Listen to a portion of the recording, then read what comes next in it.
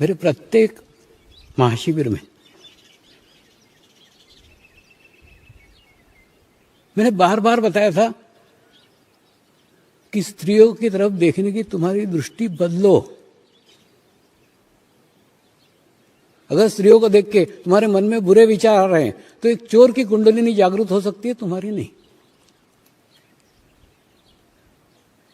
क्योंकि चोर की तो नाभि चक्र पकड़ा है, तुम्हारा मूलाधार चक्र ही पकड़ा हुआ है।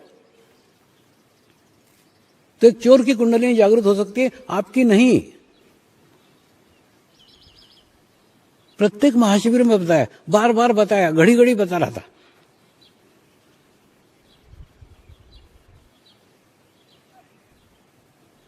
क्यों बता रहा था?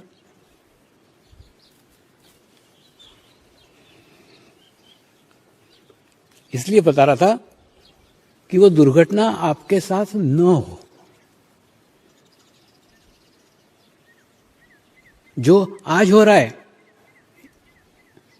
इसकी पूर्व सूचना कितने साल पहले से बताई थी।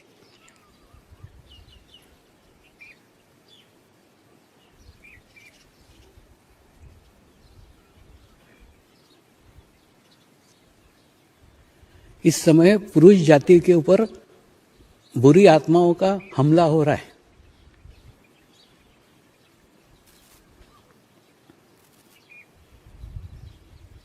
सामूहिकता में हमला।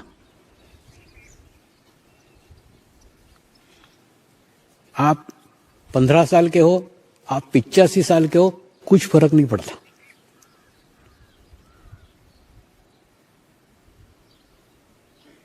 उन बुरी आत्माओं को सामूहिक हमला करने के लिए सिर्फ 2 ही बातें आपके अंदर चाहिए। एक तो आप पुरुष होना चाहिए, दूसरा आपके अंदर गंदे विचार होना चाहिए। अगर 2 आपके अंदर है तो आपकी उम्र कुछ भी हो, 15 साल हो, 85 साल हो, कुछ फर्क नहीं पड़ता, आप उनके माध्यम बन ही जाओगे। जैसे मैं बताता था ना कि एक शराबी है, वो कभी कभी शराब पीता है, रोज नहीं पीता। कभी कभी कंपनी देने को एक आधा पैग लगा लेता है।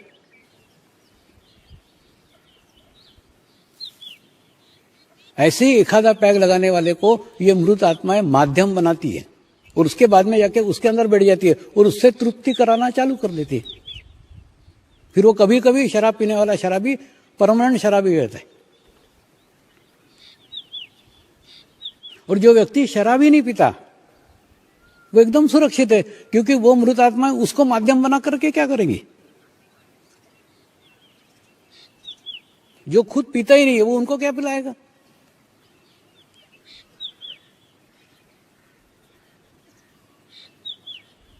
तो उन आत्माओं का माध्यम कौन बनता है? जो कभी कभी शराब पीता है। ठीक उसी प्रकार से इन आत्माओं का माध्यम कौन बन रहा है? जो गंदे विचार करता है, जो बुरे विचार करता है। स्त्रियों को देख के जिनके मन में बुरे विचार आते हैं, जो विचार करते हैं, वो उनके आसान माध्यम बन जाते हैं, उनसे वो कृति कराते हैं।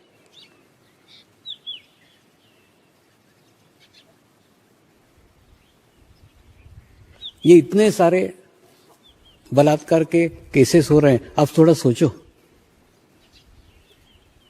15 साल का लड़का भी कर रहा है, 85 साल का बुढ़ा भी कर रहा है।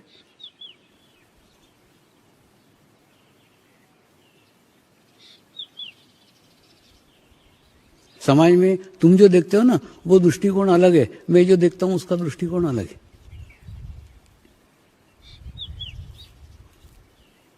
उन आत्माओं को कोई लेना देना नहीं है आपका शरीर उसके लायक है कि नहीं।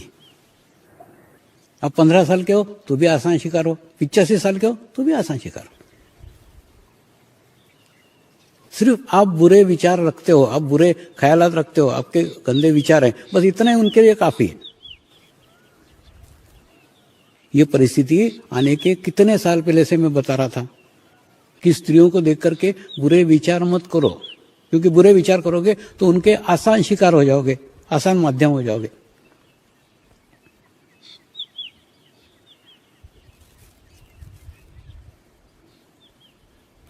और ये सामूहिकता में हमला है। खूब आत्माएं, बुरी आत्माएं एकदम एकत्र होकर के अटैक कर रही है। पुरुष जाति इस समय खतरे में।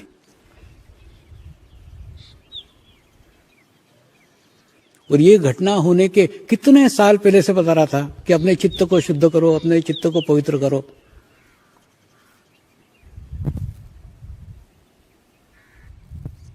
बोल रहा था कि नहीं कि अगर तुम्हारे मन में स्त्रियों को देख के बुरे विचार हैं तो एक चोर की कुंडली जागृत हो सकती है, तुम्हारे नहीं।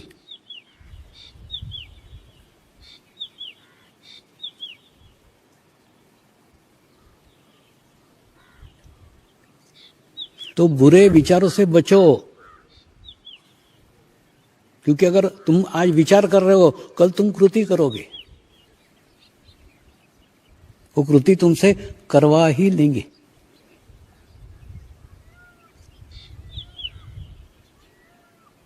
ये जो बाधाएं जो हमला कर दी कि नहीं, ये कोई दिखती थोड़ी है। इनका एक ही माध्यम है, गंदे विचार। अगर आप बुरे विचार करोगे तो वो विचारों के माध्यम से आप तक पहुंच जाएगी, आपके ऊपर हावी हो जाएगी। आप चाहो ना चाहो आपके हाथ से दुर्घटना घटित हो ही जाएगी।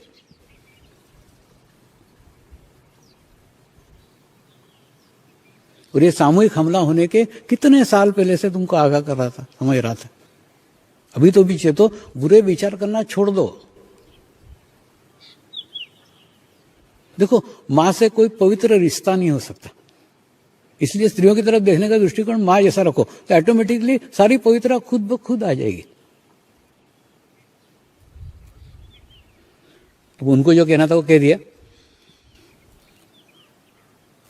अब आपका देखो, ये ना त्रिदोष है। त्रिदोष है ना, उसके अंदर स्त्री, पुरुष और स्थान, यानी तीन अगर अशक्त चीजें एकत्र हुई, स्थान अगर अशक्त हुआ, स्त्री अगर अशक्त हुई, पुरुष अगर अशक्त हुआ। पुरुष अशक्त से अर्थ है वो गंदे विचारों वाला जो व्यक्ति विचार करता है वो अशक्त पुरुष है, उसको वो माध्यम बना सकते हैं।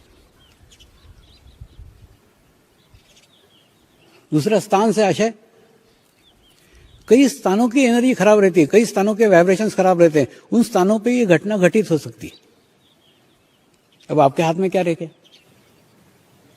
स्थान आपके हाथ में नहीं है। कौन सा स्थान अच्छा है, कौन सा स्थान पवित्र है, कौन सा अपवित्र है, आपको मालूम नहीं। ठीक है, उसके बाद में पुरुष कौन सा अशक्त है, कौन सा सशक्त है, वो भी आपको पता नहीं।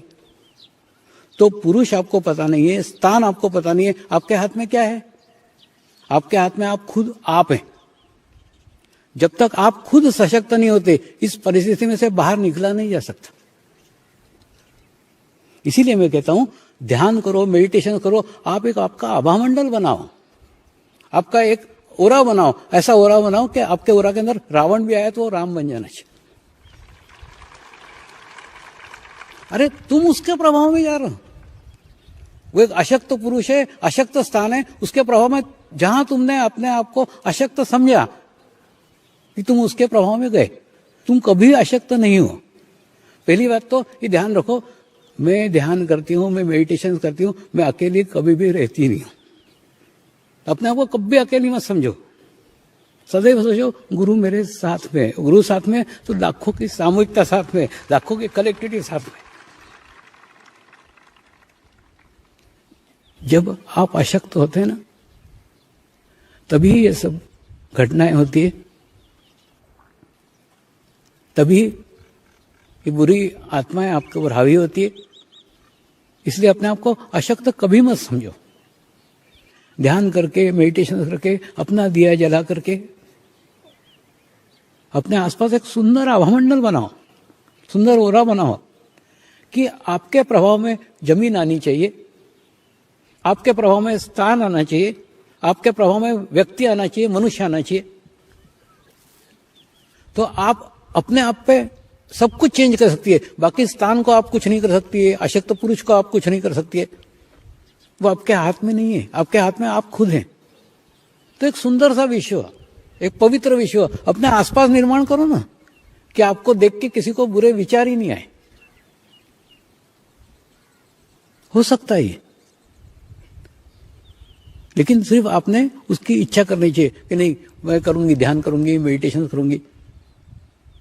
और आपको दुनिया में कोई नहीं बचा सकता, आपको बचा सकती है आप।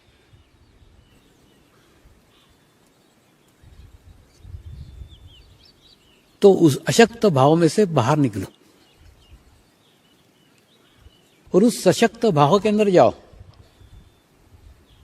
जैसे आप सशक्त भाव में जाओगी, शरीर में महसूस करोगी कि आपके आसपास एक आभा मंडल बना हुआ है, आपके आसपास एक प्रोटेक्शन बना हुआ है। और वो छोटा सा पवित्र विश्व लेके आप दुनिया के किसी भी कोने में जाओ, किसी भी स्थान पे जाओ, किसी भी जगह जाओ, वो विश्व वैसा ही होगा, उसमें कोई अंतर नहीं आएगा।